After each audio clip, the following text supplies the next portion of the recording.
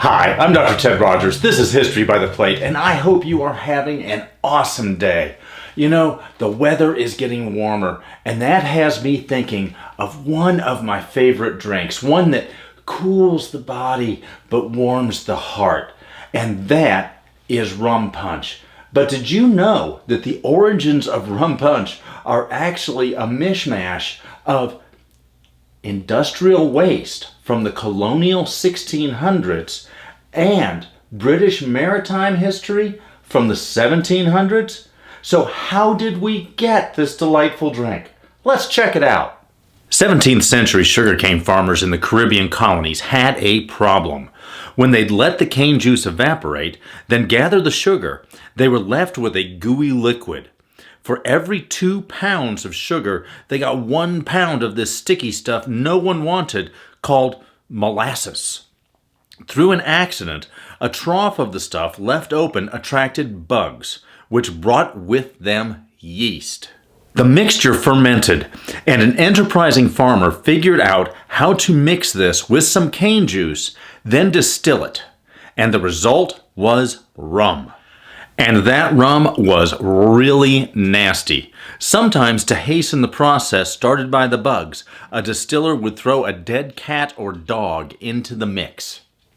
In some areas, production hasn't changed much. Here are a couple of pics from a distillery today in Grenada, using machinery from the 1700s, and yes, those are bugs floating in that vat. But life in the colonies was harsher than the rum, which became the social anesthetic of choice.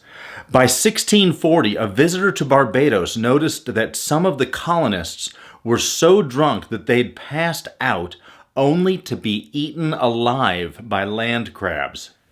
In Jamaica, around the same time, it is estimated that alcohol poisoning from rum killed 1,000 of the 7,000 settlers there in 1 year alone. And if life as a colonist was tough, life as a British sailor was tougher. Remember, the sailor slept in a hammock bordered with eyelets in order to make it easier to stitch his body into the hammock if he died for quick burial at sea. Thus, each sailor received 1 pint of rum per day as part of his rations to take the edge off of an edgy job. Then, in the mid-1700s, the British Navy also added limes to the daily ration of the sailors in order to prevent scurvy.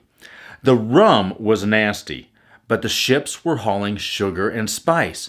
Thus, to make the rum better, sailors added lime juice, some sugar, and some spice. The birth of rum punch. The best rum punch I've ever had is still made by my good friend Brian Paravicino in Barbados. He serves it on his charter boat, the Sinbad.